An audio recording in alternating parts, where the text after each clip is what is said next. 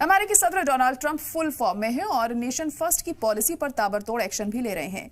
ऐसे में अपने दोस्तों को खुश करने के लिए वो लगातार अजीबोगरीब फैसले भी लिए जा रहे हैं। इजराइल पर हौसियों, हमास और हिजबुल्लाह के जबरदस्त हमलों के बाद से अब वो लगातार हौसी और ईरान को धमकियां दे रहे हैं, जिसका उनको मुंहतोड़ जवाब भी मिल रहा है। देखिए रिपोर्ट।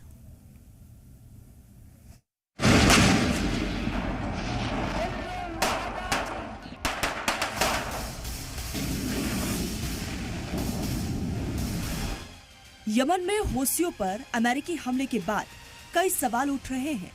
कुछ का मानना है कि अमेरिका मिडिल ईस्ट में लगी आग को खामोश करने की कोशिश में लगा हुआ है, तो कुछ का मानना है कि अमेरिका ईरान को सबक सिखाना चाहता है। हौसी बागी लंबे वक्त से रेड सी में शिपिंग और इजराइल पर हमले कर रहे हैं, जिसके जवाब में अमेरिका ने यमन में भारी बमबारी की है। माहिरीन का मानना है कि अमेरिका की पॉलिसी सिर्फ यमन तक महदूद नहीं है, बल्कि इसका दायरा कहीं ज्यादा बड़ा है।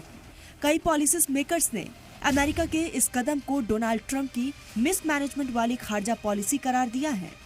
वही कुछ माहिरीन का मानना है कि ट्रंप इंतजामिया का असली मकसद ईरान को न्यूक्लियर मुआहदे के लिए मजबूर करना है।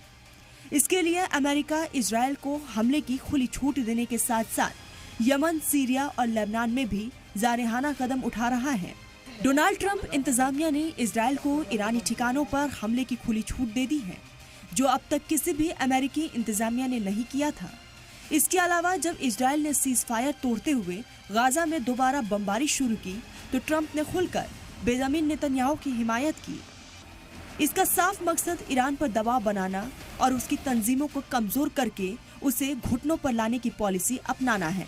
लेकिन हौसी और ईरान लगातार अमेरिका को सख्ती से जवाब दे रहा है। ईरान के रिवोल्यूशनरी गार्ड्स ने खलीज में 3 अहम जजीरों पर नई मिसाइल सिस्टम की तैनाती की है। ईरान ने कहा है कि ये मिसाइल सिस्टम दुश्मन के ठिकानों, जहाजों और इमलाक को निशाना बना सकते हैं। ये हथियार ग्रेटर टम्बू, लेसर टम्बू और अबू मूसा जजीरे पर तैनात किए गए हैं। ये जजीरे होर्मुज पोर्ट के पास हैं, जो दुनिया के लिए बहुत अहम शिपिंग रूट है। ईरान का साल 1971 से इन तीनों खलीजी जजीरों पर कंट्रोल है। ईरान की तरफ से मिसाइल सिस्टम की तैनाती ऐसे वक्त में हुई है जब अमेरिकी सदर डोनाल्ड ट्रंप ने तेहरान को न्यूक्लियर प्रोग्राम पर बातचीत फिर से शुरू करने के लिए कहा है।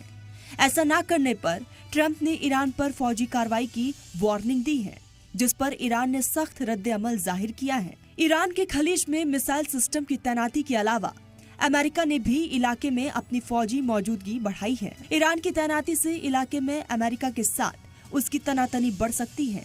एक रिपोर्ट के मुताबिक इस्लामिक रिवोल्यूशनरी गार्ड ने कहा कि हमारी पॉलिसी है कि हम इन जजीरों पर ताकत बढ़ाएं। उन्होंने कहा कि अब हम इलाके में दुश्मन के ठिकानों, जहाजों और इमलाक पर हमला करने में अहल है। इसका मतलब है कि ईरान इन जजीरों को अपनी हिफाजत के लिए इस्तेमाल करने के लिए तैयार है। ईरान का कहना है कि नई मिसाइल सिस्टम 600 किलोमीटर तक किसी भी टारगेट को पूरी तरह से तबाह कर सकती है।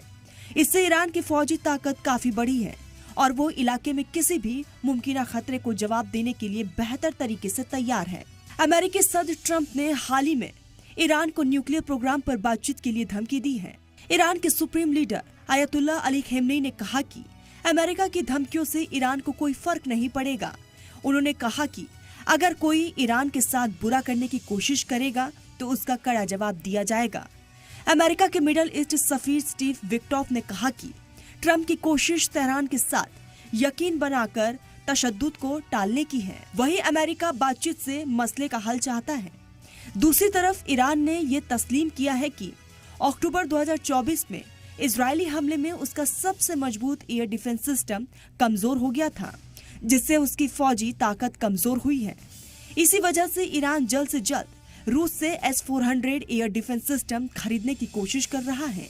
लेकिन रूस पहले से ही सप्लाई चेन की दिक्कत से जूझ रहा है और अभी तक भारत को भी पूरे S-400 डिलीवरी नहीं दे पाया है। ऐसे में ईरान को रूस से झटका लग सकता है। इसके अलावा ट्रंप इंतजामिया ने ईरान पर पाबंदियों को और सख्त करने की प्लानिंग बनाई है।